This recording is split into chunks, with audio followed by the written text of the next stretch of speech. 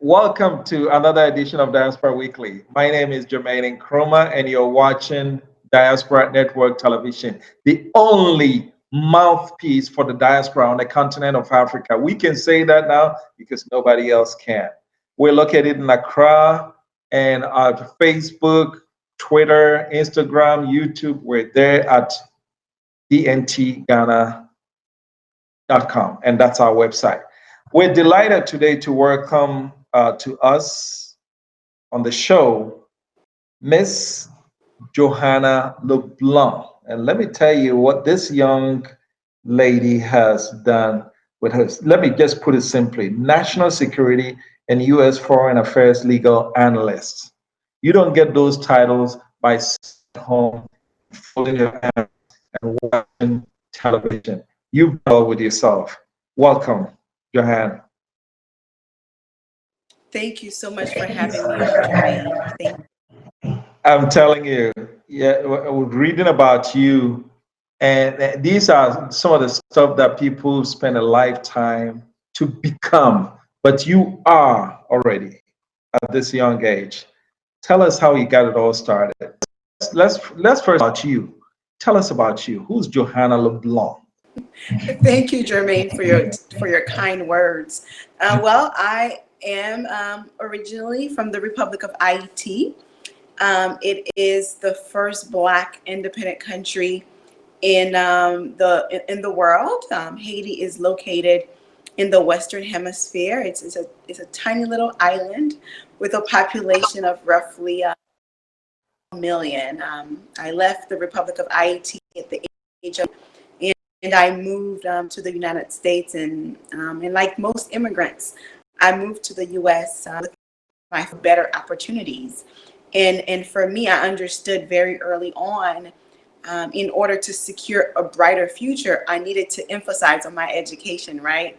I didn't come from a family with a lot of money. So my only ticket was to utilize my brain and the talents that God had.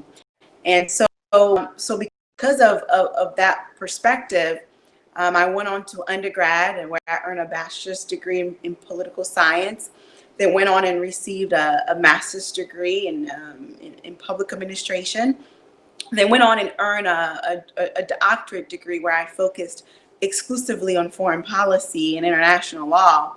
And then I went on again and earned a Master of Laws in National Security and U.S. Foreign Relations. And I can tell you, attaining those degrees were not easy.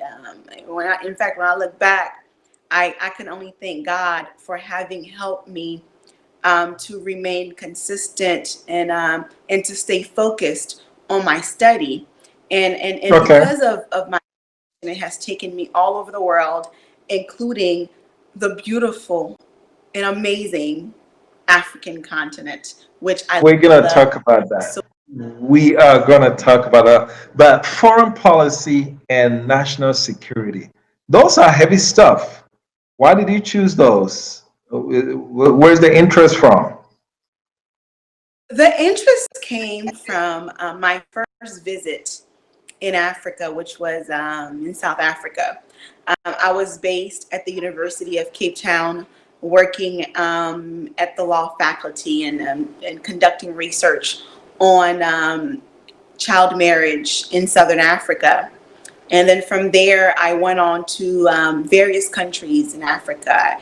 I've lived in Ghana, I've lived in Malawi, I've lived in the Kingdom of Eswatini, I've lived in so many countries, and I've traveled numerous countries on the African continent. And when I was working in those countries, I became more fascinated with how U.S. foreign policy impacted the lives of day-to-day Africans.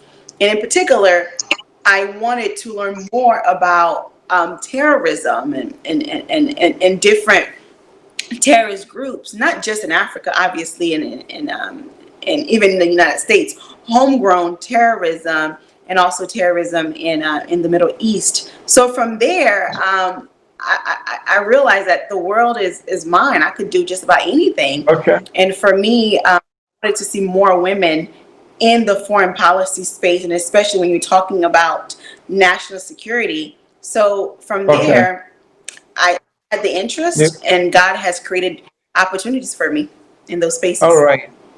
So you mentioned how U.S. foreign policy impacts the day-to-day lives of Africans. Can you give us an example of that?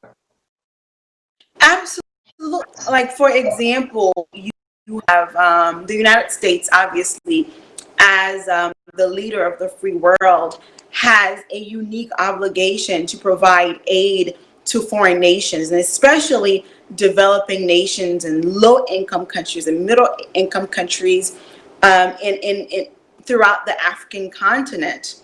And so every year, one legislation that is passed is the appropriation. Nothing happens in Congress that will always pass, right? Because we know Congress has the power of the purse. So The within the first. appropriations committee, you have subcommittee. You have subcommittee which focuses exclusively on foreign aid and state operations. And through that committee, funds are appropriated to foreign governments for various projects. People need to understand that in most cases, when funds are appropriated to the United States Congress appropriates in its bill $200 million to, let's say, Ghana, right? People need to Mhm. understand that money usually does not go to the government of Ghana directly. What happens is Mhm. that the $200 million will be allocated to institutions like USAID and the State Department, which will lead to the U.S. Embassy in Ghana to have access to those funds. So so people, when they hear aid is being allocated to various countries, they think countries get a whole lot of money, when in reality it's those institutions that get those funds to execute projects that are supposed to be in alignment with the priorities of that foreign government. Now, when you look at financial institutions like the IMF or Mhm. IDB or Mhm. DFC, which was back then OPIC, those are loans that Mhm. foreign nations get, and it goes directly to their bank accounts, right? Well, And they so have to pay back. right. So that U.S. foreign policy Mhm. impact day-to-day lives of every person on the African continent.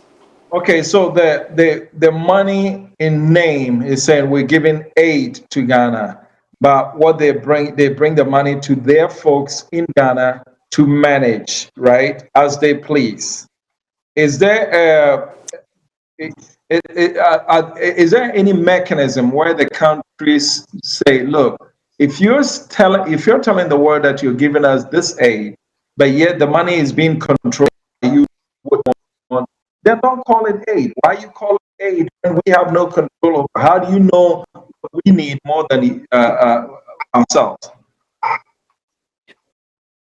Well, to be part of the reason why foreign assistance, most foreign assistance, do not go directly to foreign governments, in particular in developing nations, is due to corruption. So instead, the funds are allocated to institutions. But the foreign government has a very unique role and has a critical role to play in ensuring that the funds are spent in accordance to the priorities of the state and its people, which is why lobbying is so important. It is important for the Ministry of Foreign Affairs to have a good relationship with the administrator of USAID and the country director of USAID and the ambassador to Okay. that, to make sure that if we're going to be executing projects in the state, I need to ensure that those projects are in alignment with the priorities and the needs of the people. What I've noticed is, as you know, because I actually work in this space, and I monitor foreign policy in Congress and various bills. What I've noticed is that oftentimes the funds are allocated, but the foreign governments are silent as to how are spent. So what happens is that the USAID and other institutions come in and spend the aid as they see fit. As they And see sometimes fit. it is not. So could it be that the host governments are, the officials of the host government are saying, we can spend it? Well, You know, to me, I say that necessarily, but what I can say is that, foreign governments need to take an active role in how funds are spent in their respective countries. Every year, like I said, if nothing gets passed, there's an appropriations bill that is passed. And within that appropriations bill, there are funds allocated to foreign states. As a foreign country, you have a duty to meet with the administrators and not meet to develop relationship, which is good, but to ensure that you see their plans, you see their vision, and they have a copy of your vision for your people, because nobody knows more than the Ministry of Foreign Affairs elected leaders. No foreign government can come into your country and tell you they know your country more than you do. okay. So if it ever comes to the point where money comes to the United States Embassy in that host country and it goes to USAID, but the director of USAID in that country sees that, look, this money, we were going to spend it on, say, water or whatever project A, but the host country through the Foreign Affairs Ministry say, nah, our priorities are projects B, C, and D. Who wins that head-to-head match? In a situation like that, this is why diplomacy is so critical. This is why when it comes to foreign policy, a lot of it is executed through diplomacy, not through courts, not through arbitration, not through mediation. It's done strictly through diplomacy. And the Ministry of Foreign Affairs in many countries in Africa, they are some of the finest diplomats that I have ever met in my entire life. And they know how to talk to those individuals to ensure that sway them in the direction they think will be beneficial to the people of that particular state. At the end of the day, the interest of the people should always be at the forefront when we are discussing foreign assistance, when we are discussing international relations. Okay, so while we're on the subject of foreign affairs of host countries, let me take most African countries for this example. Last week, a Congolese student was murdered in Ukraine. Africans in Ukraine are saying nothing is going to come out of it. Not too long ago, a Nigerian professor is murdered in India. Nothing comes out of it. In UK, the Black, Asian, and minority ethnic healthcare employees are disproportionately placed in line, close enough to people with COVID-19 infection. And the result is that they were dying at a disproportionate rate. In America, you see the Ahmaud Arbery case. Question: when Black Lives Matter started in America, do you think the time has come for Africa to now begin to augment that Black Lives Matter and make it a global movement? Because what is beginning to appear is that Black lives globally do not matter. What do you think? Yeah, I think you made a very valid point, Jermaine, but I think we need to put this conversation into context. For most African countries, race has never really been an issue, right? Why is not? Why is it not? Right? Why is it not? If Well, your people are being killed overseas in just about any country, why shouldn't it be a priority? Overseas, but in the respective countries itself, race has not really been African countries have had to deal with, for the exception of South Africa, as we know, with the apartheid system, right? So for we have there are issues in Africa, right? There are issues around classism, there are issues around tribalism, right? There are a host of issues, but racism historically has not been something that Africans as in general can really comprehend, because when you talk, it is extremely nuanced, right? It's not about a Yes. system. It's not about this white person being racist towards me because of the color of my skin. When we're talking about racism, we're talking about systems that were created for the sole purpose of oppressing a certain group of people because of the color of their skin, which happens to be Black. That's what we're talking about when we talk about racism. It is so deep, it is so complex that the average eye and the average brain can't really fathom to analyze it. And even the courts have had a really hard time, analyzing race relations in America, because it's very complex and it's very nuanced. You have to look at it from so many different facets, right? But you do have a point, however, when we have, when Africa has its foreign nationals in countries, and they're being mistreated and they're being murdered, they're being harassed, as we saw in what happened in China as well recently. These countries have a unique role to play in ensuring that the lives of their citizens abroad are protected. But the reality is that we have to look at, first and foremost, why did these people leave their countries? They left. That's fine. Because in I know. some cases, because their human rights were violated, right? Let's be honest here, right? Well, before we get there, hang on 1 second. The fact of the matter is, I've heard this argument where they said, well, they left on their own accord to seek greener pastures.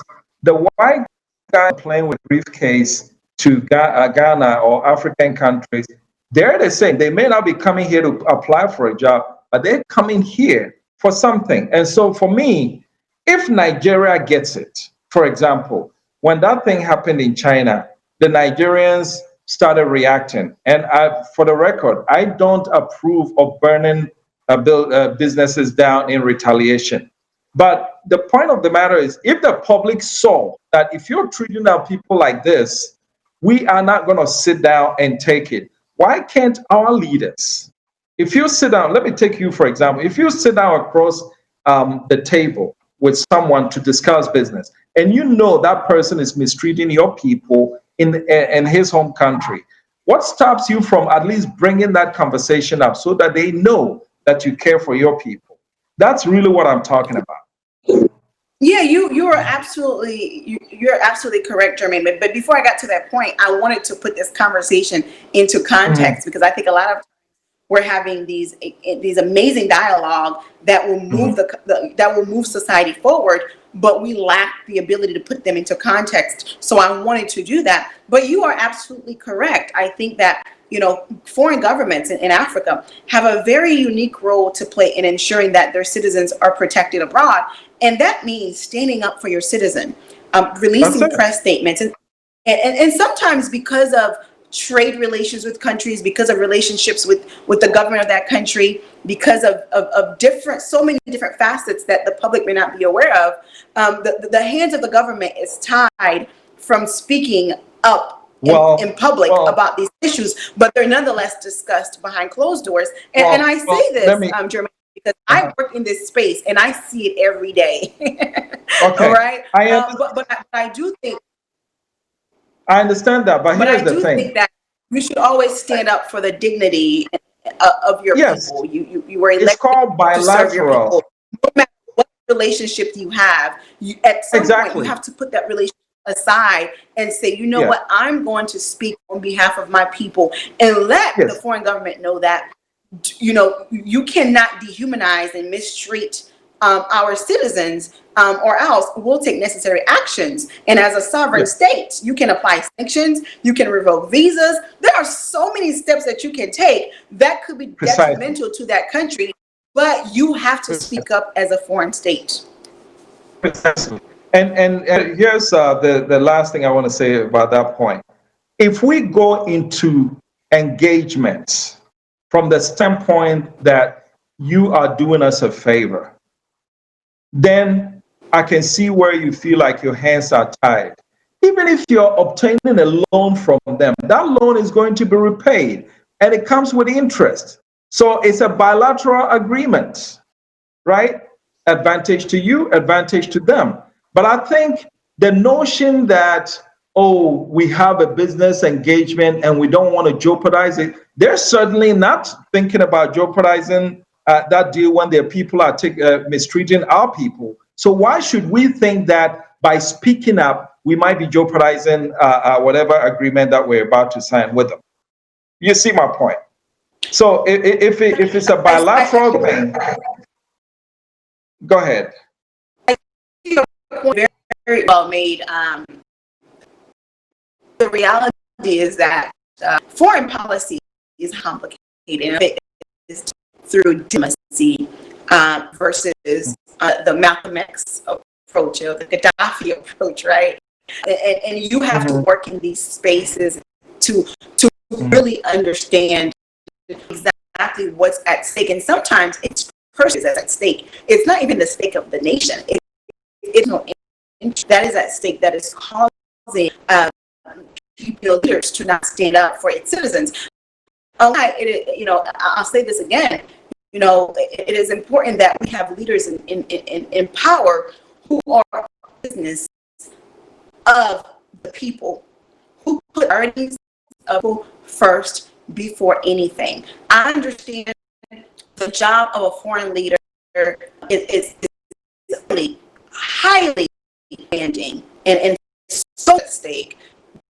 But we have to serve from a place of putting our people and our constituents, our citizens at the very forefront of every conversation that we have. If it does not serve in the best interest of society, we should not proceed. We should not enter into engagements that will serve to the best interest of individuals. Time that we focus on society as a whole, and that is how the African will continue and move forward, because the talents are there and the resources are there, but we need leaders who are going to put the interests of the people first.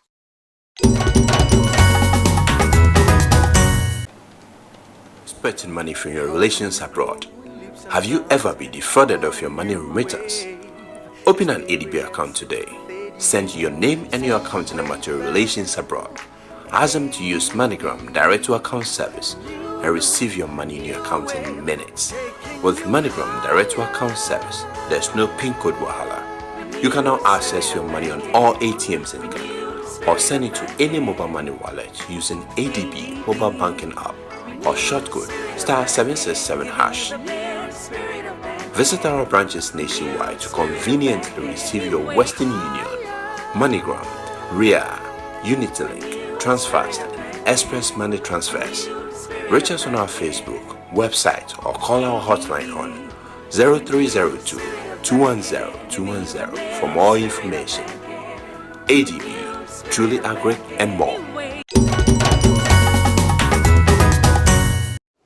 Do you think if a delegation of United States delegation is meeting their Ghanaian counterpart in New York, and an American citizen has been kidnapped or killed, at that meeting, do you think the Americans will be silent?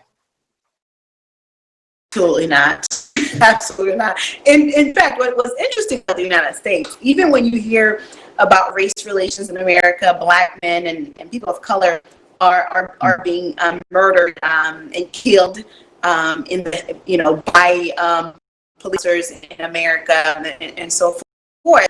But let that Black person travel abroad and something happens, you'll see that the United States will stand behind that person, because you know what? It's not about the individual. It's about our state and respecting our sovereignty and knowing that you mess with one people, you're messing with the state, and that's all it's about. And I'm really glad that you brought up. The case that comes to mind, the Black rapper that got arrested in Scandinavian country. I think it was Sweden or somewhere, right? Exactly. Recently, in a few months. Trump is not exactly a darling of Black people. We know that. But Trump spoke up and said, "No, you got to release that because that's my citizen." So now you put this in context. Here's a guy that we know is not exactly a fan of Black people within the United States. But when a Black American citizen is arrested in Sweden, Trump is the first person to say, you got to release that thing. Why can't our people do that? Yeah, that's what happens.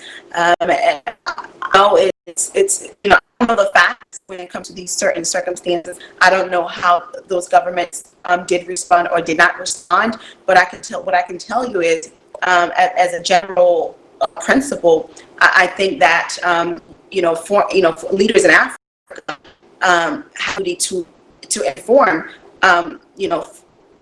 other states of, if you mistreat our citizens while they're in your country, these are the steps that we're going to take. And as a sovereign state, we can apply various.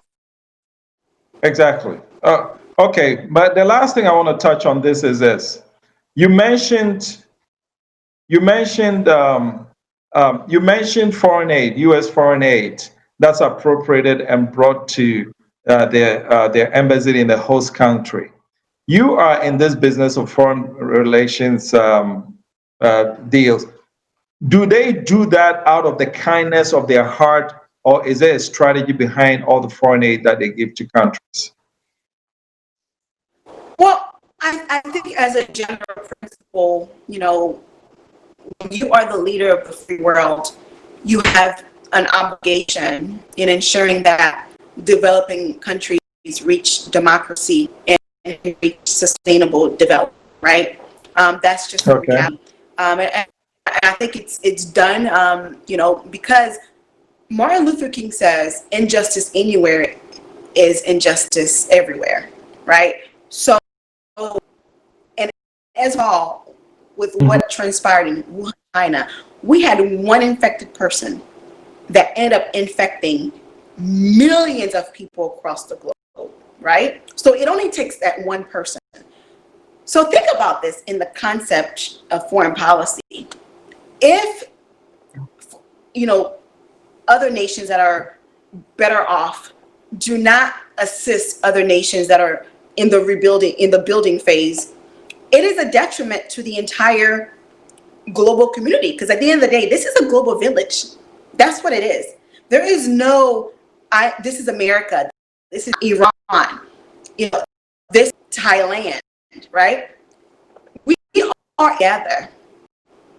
Right? Divided, we fall, and together we will stand tall. So the foreign aid is provided to ensure that, you push democracy forward, right?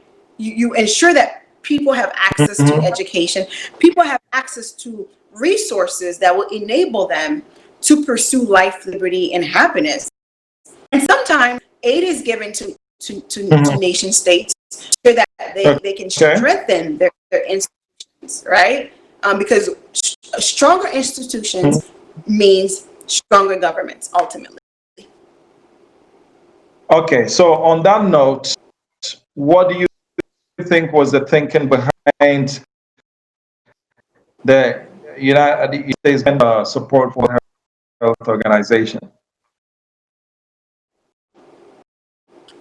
So as it pertains to the World Health Organization, the United States is obviously the largest funder, and funds are appropriated to are given to the World Health Organization voluntarily. It's not something that is mandated or required, right? And we saw what transpired with China, and I think to a certain extent, a lot of people should be questioning whether or not the numbers provided to the world as to the number of people who were infected by the virus is actually, because when you look at China, a country with at least 4 cities the size of New York City with similar density, can't possibly have been able to contain the virus in Wuhan, China alone, and can't possibly have had roughly 3,000 deaths as by China initially. Now we're seeing that the numbers are increasing, rightfully so. So when it comes to the World Health Organization, the World Health Organization is governed by member states. Member states create the bylaws. Member state create how the institution will run health. So the World Health Organization will be when the delegates from Wuhan, from the World Health Organization traveled to Wuhan, China, did they visit the general hospital? Did they talk to practitioners on the ground to ensure that, there was some accuracy? Did they really get a good sense of what's happening on the ground in visit? And second, the organization must also ascertain whether or not there were reasons to believe the numbers provided the Chinese government could have been manipulated. Now, if the question is, if the question is yes, now some serious problems. So, the Trump administration believes that the World Health Organization transpired with Wuhan, China, to mislead the community. The administration says, I'm going to withhold aid from you. And so, was that justified though? Was that justified? Because I mean, come on, when you it depends on how you look at it, right? It depends on how you look at it. He who has the power of the purse makes the last decision. But what I think the administration is doing right now is, I think the administration is using the World Health Organization as to tell the rest of the world and to tell the rest of organizations that receive aid from the U.S. government that, listen, if you are not on top of it, we are going to withhold aid. But I think ultimately the United States government is going to release those aids to the World Health Organization, because the reality is, as the U.S. is withholding aid, China is exerting global dominance all over. And it's stepping up. China is the United States trade war. Okay, so this brings it to, that's a pattern under this U.S. administration. Whatever it doesn't see, it sees what it doesn't like. The first reaction is recoil. He's done it with NATO partners and everything. Rather than addressing the problem and fixing it, the first reaction is always recoil. Oh, I'm holding back. It's almost like the baby that the young man that's playing, when he gets upset, he takes his ball, game over. I mean, is that a sustainable foreign policy for the United States? The reality is that have consequences, right? And one of them is that you have different leaders who come in who approach foreign policy differently, right? The Trump administration approach to foreign policy is not the same with President Barack Obama. President Barack Obama's foreign policy approach was not the same with Bush's foreign policy approach, right? So that's what happens when you have different leaders with different personalities. But at the end of the day, as a sovereign state, you are entitled to do as you wish, right? And some can argue that it is not. It is, something that's transpired with the World Health Organization is not to the benefit of the African continent. And I agree with that 100%, because as people are dying and as people are getting more and more infected, this is not the time to withhold aid from any organization that is in the business of providing relief support to countries throughout the African continent, especially the World Health Organization, which has been in this business for centuries and understands the political climate, understands the culture, understands the people, understands how services must be delivered to various communities throughout the African continent. Okay, so you hear about all these conspiracy theories, the World Health Organization. On the one hand, the United States is accusing it of conspiring with China. Now, with what looks to be a cure or something that addresses the coronavirus. The first reaction is, okay, fine, bring it on, let's evaluate it for peer review. The World Health Organization do that? Why did they dismiss it right from the get-go? Does that feed into the conspiracy theory? Well, Why? You know, I for one, Go ahead. I don't believe completely in conspiracy theories, right? I govern from a place of facts, and I make my analysis based on facts. So if it's a conspiracy theory, I haven't had much time to analyze those theories. I'm sure I will look at them in the future and assess to see what can I pull from them, and whether or not they are legitimate or not. But right now, I can only deal with this crisis in front of us based on Okay, the so facts that have been let reported me to us. so let me rephrase.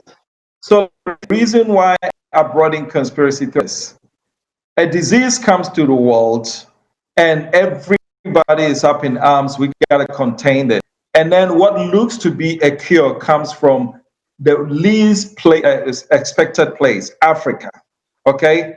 And everybody knows that once this cure is approved, it represents billions of dollars to that country. Could it be that the World Health Organization, without even, and again, they did not even say that, okay, bring it, let's look at it. They dismissed it right from the get go. So, was there a subconscious thing that came out that we cannot have these guys benefit from it? It's got to be. What was it? And when they do that, does that feed into the conspiracy theory that people are bandying around? You know, the reality, right? Whenever the world is faced with a challenge, we always look to the West for responses on how to address such problem. But the reality is, a lot of times the answer is in front of us. You know, I've done a number of television interviews with the African continent, in Nigeria, in Uganda. One of the questions that I've been put, that has been to me, journalists, what can China learn from the U.S. as it pertains to this virus? And I always, have to think twice about that, because the reality is, I think the U.S. can learn a lot from the continent. The African continent, just with, so the structures already exist on how to address a pandemic. And second, a lot of times natural resources here. Now, I'm not a medical doctor, say with certainty that certain cures will work. But what I can tell you is that we have to look within ourselves for our problems to be solved. Africans cannot look to the West all the time. And I think it's rather unfortunate that when Madagascar presented a possible solution to this crisis, it was dismissed. And I think it goes back to the notion that people of color are often seen as inferior. We see that even when it comes to unemployment numbers in America. We see that in the disparity rate. We see that in so many different facets of our lives. We see that Black women, even though we're the educated group of people in America, are the least paid in America, from a place of racism, rooted racism. So it's the same thing with Madagascar. It's Africa has a lot of problems that the world is facing. Okay. So now let me move to national security. Can you define national security to us? Because when people hear national security, they always see conflict. Oh, well, attacking this. But national security entails a much broader perspective than that, isn't it?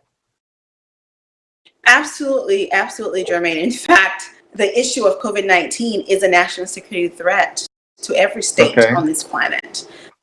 Whenever you have a crisis that will undermine the infrastructure of your country, that will create instability, that will create insecurity, that will create chaos within your country, that is a national security concern. So yes, you're correct, Jermaine. All right. And so with that as a backdrop, how much attention do you see African countries paying to national security? I I think many countries in Africa has done its best when it comes to addressing issues around terrorism in their respective countries. But let's be real, right? Many countries in Africa are developing countries. In fact, most countries in Africa gained their independence in the 50s and the 60s. South Sudan being the youngest country in the world, which gained its independence, I believe, in 2012, right? So that tells you a lot. That tells you that these countries are still in the formation process. They are still in the process. They are still in the process of ensuring that their citizens have access to life's most basic resources and necessities. So a lot of times, national security, yes, is an issue that is discussed and it's on the table.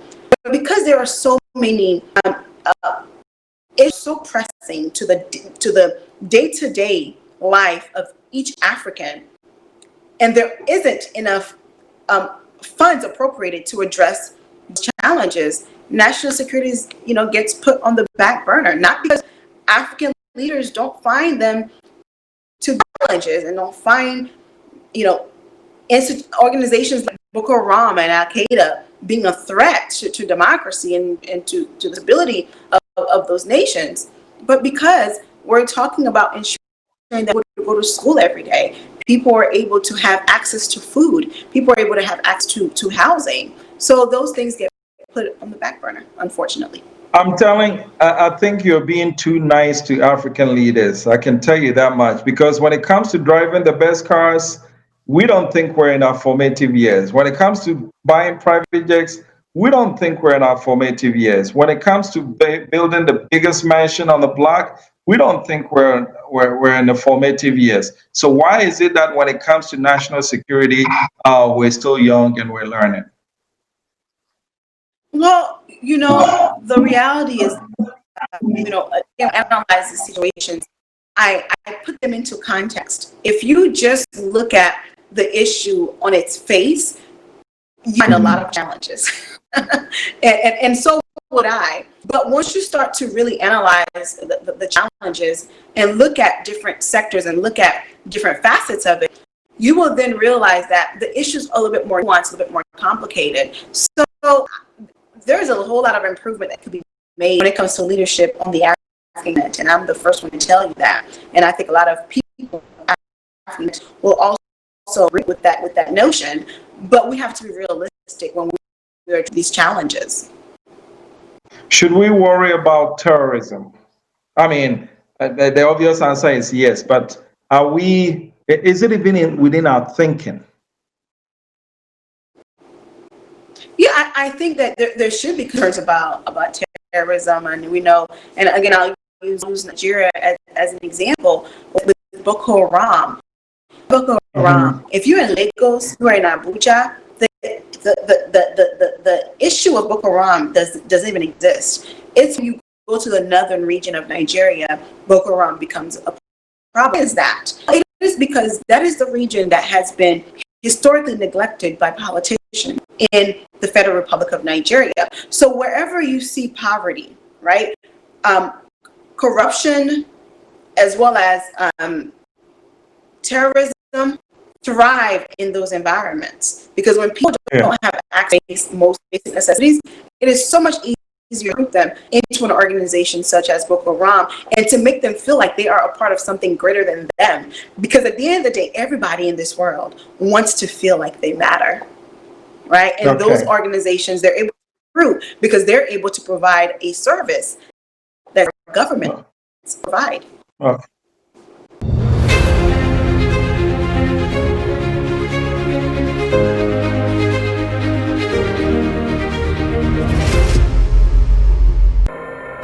Hello, my name is Kofi Opon Ochre, and I bring you NASA on DNT, a program designed to expose corruption and indiscipline in our society and advocate for the punishment of these offenders whose activities impede national development. The National Road Safety Commission indicates that Ghana loses $230 million to road accident, with over 1,600 deaths recorded every year. In 2018, Shraj report indicated that Ghana loses 13.5 billion Ghana cedis to corruption, And United Nations Children's Fund UNICEF has also stated that Ghana loses 290 million US dollars to poor sanitation alone. This is not right. So make a date with me, and together let's name and shame the offenders of the law. NASA, see something, say something.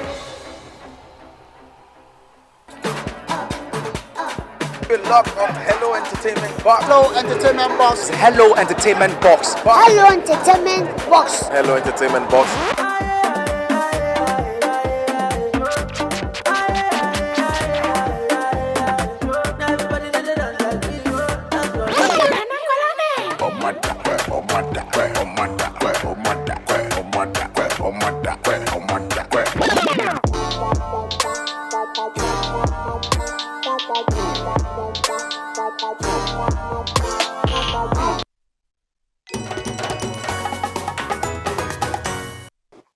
Okay, when you came to Africa, you told me that you felt completely at home.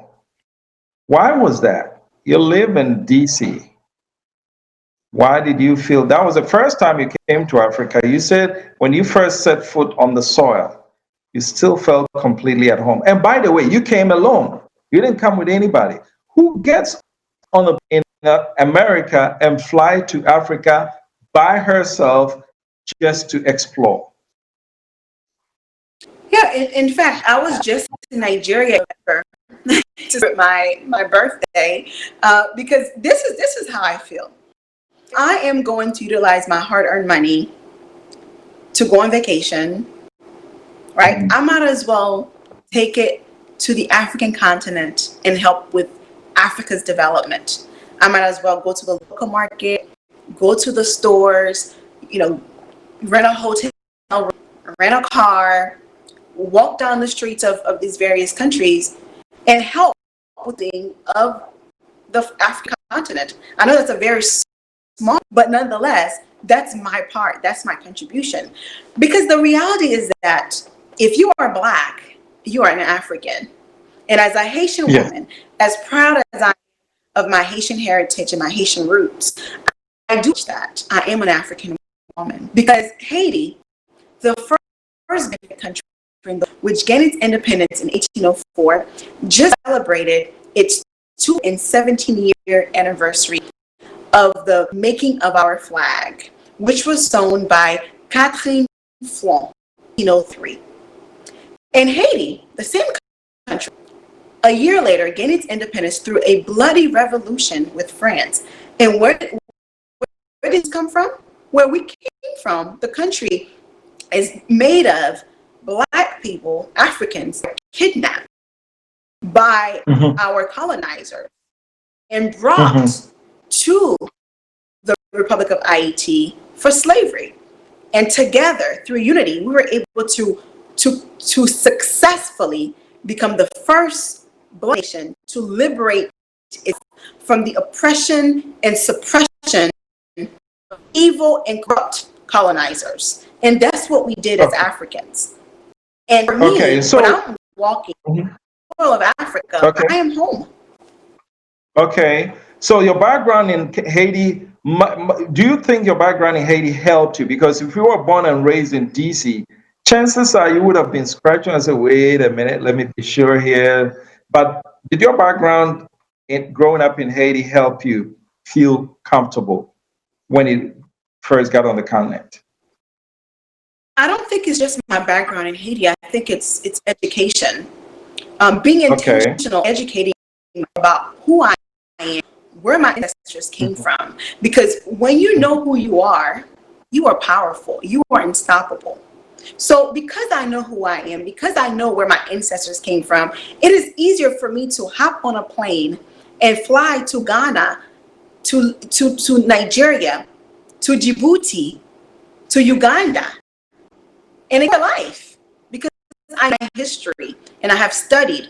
And the unfortunate reality is for most in America, they don't get the education that I've been able to have of learning the history, because our history classes in college and in high school do not teach you about how higher the African continent is. Okay. So when you got on the continent, what similarities did you see with people, behavior, the scenery that reminded you of Haiti? Okay, well, I have to make a disclaimer here. Ghana is my Hmm. favorite country on the African continent. And it's not because Amen to I'm on here that. showing up that I'm Don't it's worry. because it's I will. You know what? I'll do this. I'll do this. Before you answer the question, since you said Ghana is your favorite country, I'm going to do this. Do you know the day of the week that your birthday falls on? it's on a Friday. Okay. So do you know what your Ghanaian name is? Yes, they gave it to me and I forgot it. I know in Nigeria it's Efia. Ada. Efia. In Ghana, you are an Efia. Ifya. Ifya, that's what it is. Efia. Ifya. Yes. Good. All right. Yes. So go ahead. Go ahead with your Yes. response. So when I got to Ghana for the very time, I walked outside of the airport in Hmm. Accra. It was like a Uh, deja vu. It's like I've been there before.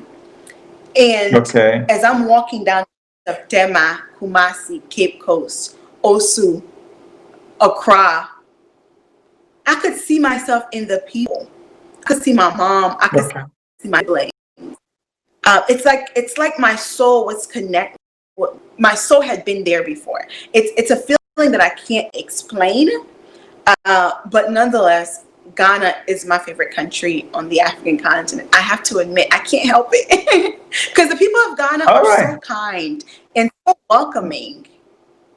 It's Well, amazing. we'll claim you. We've already given you the name, so now I'm going to make a few phone calls to see about that Ghanaian citizenship and the passport. So next time you come here, hopefully we'll get all Sign that me taken up. care of. But Sign me up. As but soon what as I coronavirus, I'll be on the flight to Ghana to visit for vacation. you got it, you got it. But our history, a little bit of history, also tells us that Haiti and Benin have more in common. Tell us about that. Well, with the slave trade, again, most of us came from West Africa, so that's Benin, Nigeria, Ghana, and Togo, and so on. And actually, I just learned recently, some of us even came from Angola. Interestingly, Angola. Okay. um, yes, and I didn't know that. I learned that very recently. So when it comes to Haiti, the history is that's where we came from, and Okay. Nina is known for so many things, right? But also its culture when it comes to voodoo, and Haiti, Okay. it's one of our religions, just like Christianity, and Haitians still practice it till today. In fact, my very own grandfather practiced voodoo up until Mhm. he breath. And I think that allowing people to practice whatever religion that they please, so it is not impeding with the development of any given society, is a fund right that should never be compromised, regardless of So how you did feel he about ever it. do your grandfather? Did your grandfather ever do anything to amuse you with voodoo, like turn something into something? Did you ever witness any of those? No, unfortunately, I left Haiti at a very age, so I didn't witness any of it. I've never, I myself don't practice voodoo. I, a different path, but nonetheless, I know that it's in our family, and a lot of it came from the Republic of Benin. Very good. Finally, I want to spend the final 5 minutes on Pan Africanism. What role does the African diaspora, meaning all 210 million people of African descent that live anywhere but on the continent of Africa, what role do they have in building this unity, that this newfound yearning for African unity? What role does the diaspora play in it? The diaspora plays a huge role, but the first step to being able to continue is you must learn the history of our beloved motherland. Without understanding the history, a lot of it won't make any sense to you. We have, African Americans that I know here, and even Haitians and even Jamaicans, who the notion of Africa is a very distant thought. In fact, I'm often criticized by some of my people because they say, "Why are you so into Africa? Why aren't you more into the Caribbean?" And I tell them that I can be involved in the development of the Caribbean and also be involved in the development of the African continent, right? Because I'm a citizen of both the continent as well as the Caribbean. I personally look at myself as a global citizen, right? I can go anywhere, but again, I think that the diaspora does play a huge role. But the first step is ensuring that there is education, and once we're done with the education, making sure that we invest in our African countries. So, for example, instead of taking a vacation, which I think everyone is entitled to go to where they should go on vacation and so on. But I think we need to be more intentional about utilizing our dollars on the continent for its development, right? Because through unity, we can conquer the world. We can shape foreign policy and even domestic policy here in America through unity. But we need to unite ourselves. We need to get educated, and we need to spend our dollars or our monies, whatever currency that you may have, on the African continent. I'm sure the first time you decided to come to Africa, you must have heard some horror stories. You must have heard some good stories, but horror stories about, oh, be careful for this, do this and that, how people can mug you. When you got here, what would you say were your top 5 pieces of education?